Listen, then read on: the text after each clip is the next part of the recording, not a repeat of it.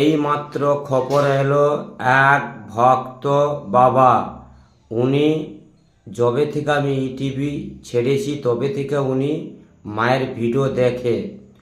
ওনার একটা ইচ্ছা ছিল, আমার যদি কোনো ভালো ধরনের চাকরি হয় আমি সেই দিন মায়ের মন্দিরে ফোন করব। উনি সেই মতন আছে। উনি কোটাতে পড়াশোনা করেছিল। আজকে ঠিক 12:30টার সময় আমাকে উনি ফোন করেছিল, ভক্ত বাবা, যে ঠাকুরমশাই মন্দির কোথায়? আমি বলি, কেন বাবা, আপনি মায়ের কিছু উপকার পেয়েছেন? না বাবা, আমি সবসময় মায়ের বাড়িতে বসে জপ করতাম। আমি একটাই কথা বলতাম, ভক্তদের যারা আসতে পারেনি তারা মায়ের জপ করুন, তোমরা উপকার পেলে মায়ের কাছে আসবে। সেই মতন উনি সবসময় জপ করেছিল।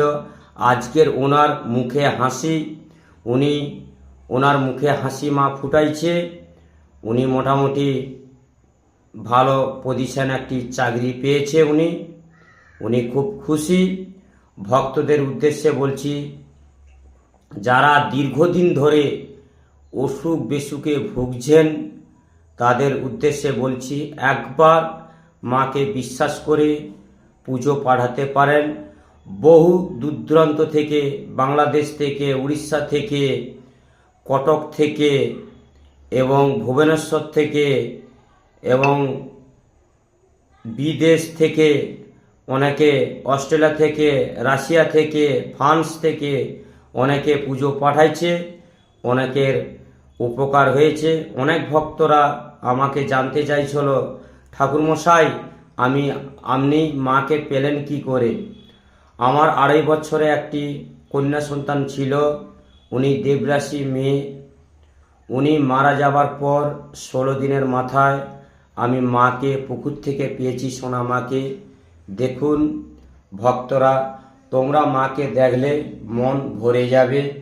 প্রতিদিন ঘুম থেকে উঠার পর সব ভক্তকে বলছি, মায়ের মুখটা দেখে ঘুম থেকে উঠবেন, দেখবেন তোমাদেরকে সকালবেলা খুব ভালো যাবে। সারাদিন তোমাদের মনস্কামনা পূর্ণ হবে। যে কোনো কাজে যাবেন, যেটা বাধা পড়ে যাচ্ছে সে বাধাটা খুলে যাবে।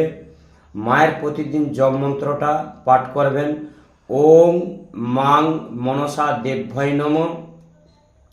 প্রতিদিন মায়ের এই জপটা করবেন, মাকে ডাকবেন, মা দুঃখের কথা, কষ্টের কথা মাকে জানাবেন, মা ঠিক সাড়া দিবে। ভক্তদের উদ্দেশ্যে বলছে, এই ভিডিওটা সবার কাছে শেয়ার করে দিবেন, একটি করে লাইক